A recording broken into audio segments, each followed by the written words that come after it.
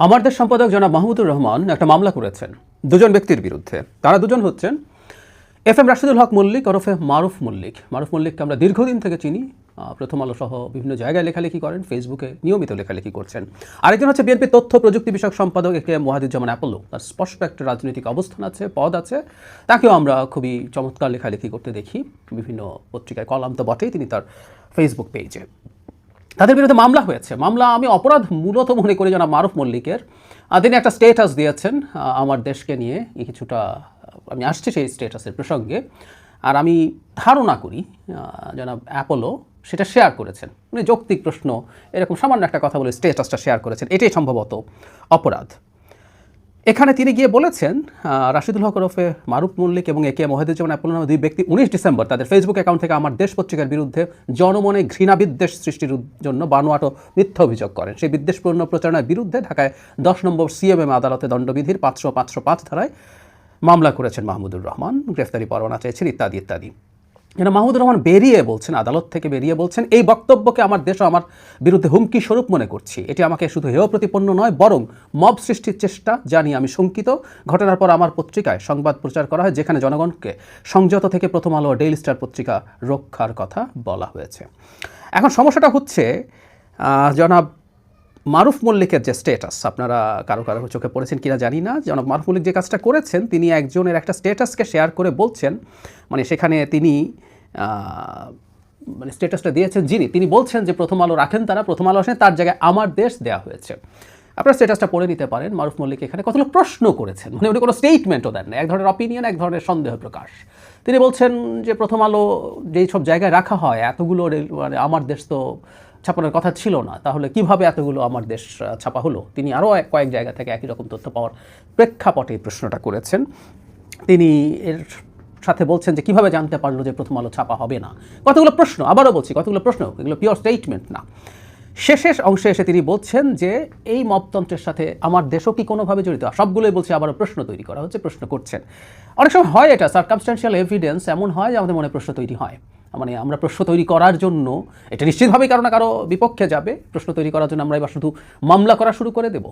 যেমন আমি একটা উদাহরণ বলি, আমার বিরুদ্ধে খুবই গুরুত্বপূর্ণ, খুবই জনপ্রিয় একজন ইনফ্লুয়েন্সার দেশের বাইরে থেকে বলছেন, আমি যেহেতু বিপ্লবকে বিপ্লব থাকতে দেইনি, আমি এটাকে গণঅভ্যুত্থান বানানোর চেষ্টা করেছি, গণঅভ্যুত্থানের পক্ষে বয়ান তৈরি করেছি, এবং বিপ্লব না হওয়ার কারণে যেহেতু ওসমান হাদি খুন হয়েছেন, সুতরাং এর দায় আমারও আছে।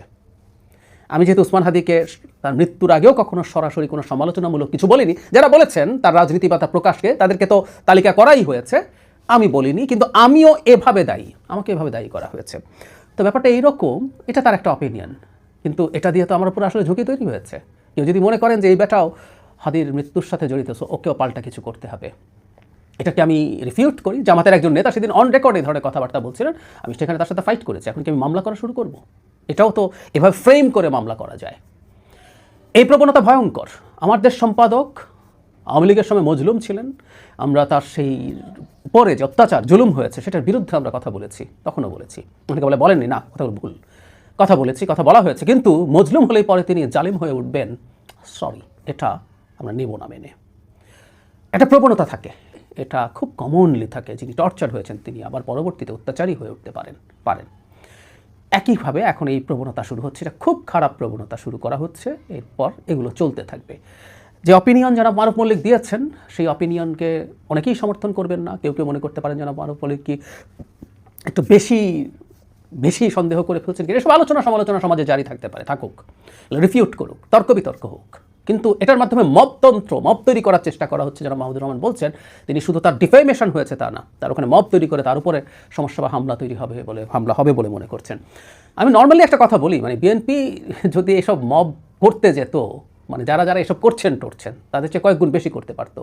কিন্তু 5 আগস্ট পরবর্তী সময়ে দলের সর্বোচ্চ নেতৃত্ব জনাব তারেক রহমান, তার দিক নির্দেশনা এই একটা জায়গায় অনেক ক্ষেত্রে, মানে তারেক রহমানকে কি বিভৎস, কুৎসিত, নোংরা, তাকে কেন্দ্র করে নোংরা স্লোগান দেওয়া হয়েছে, তারপরও বিএনপি এসব করতে যায়নি, ছাত্র দল এসব করতে যায়নি। করতে চাইলে করা যেতে করতো।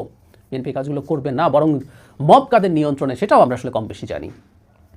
আমি এই মামলার প্রতিবাদ করি। আমরা এই দুজন ব্যক্তি ওয়াহিদুজ্জামান অ্যাপোলো এবং মারুফ মল্লিকের সাথে সলিডারিটি প্রকাশ করি। আমরা তাদের মত প্রকাশের রাইটের পক্ষে দাঁড়াই, সেই মত প্রকাশ কারো কারো কাছে ভালো না লাগলেও দাঁড়াই। এগুলো কোনোটাই ক্রিমিনাল অফেন্স নয়।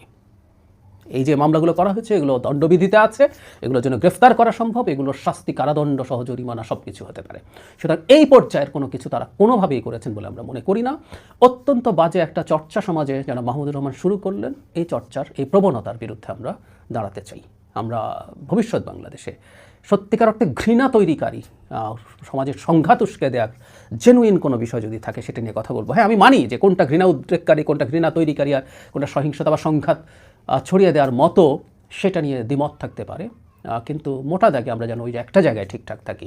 প্রতিটা সমালোচনাকে ঘৃণা উদ্রেক করা বা সংঘাত তৈরির চেষ্টা হিসাবে যদি ডিফাইন করতে থাকি, তো শেখ হাসিনার ডিজিটাল সিকিউরিটি অ্যাক্টে এগুলো ছিল, কতগুলো ধারার মধ্যে এমনভাবে লেখা ছিল চাইলে যে কোনো কিছুভাবে ফ্রেম করা যায়।